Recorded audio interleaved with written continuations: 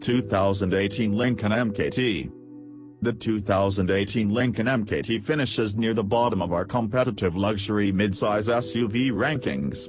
While there are things to like about this Lincoln, it's getting a bit long in the tooth, and it doesn't measure up to class rivals in many respects. It's certainly not a bad SUV, but calling the Lincoln MKT good might be a stretch. It does some things well, such as providing plenty of cargo space and a smooth ride.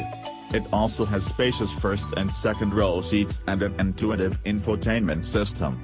However, it's far from the only luxury midsize SUV to provide some or all of these qualities. This Lincoln has its weaknesses as well. It gets poor fuel economy and isn't that maneuverable.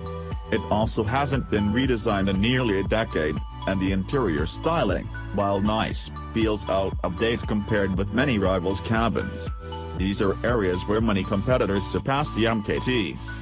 Overall, much of the reason the MKT sits so low in our rankings is due to the excellence of many of the vehicles in this class, and the MKT simply not matching that excellence. Should I buy the Lincoln MKT? In all honesty, you probably shouldn't buy the MKT. There's a reason that it's one of the lowest ranked SUVs in the class. Even if you discount the priciest luxury midsize SUVs, most of which fare much better than the MKT in class rankings, you can find competitors to rival this Lincoln.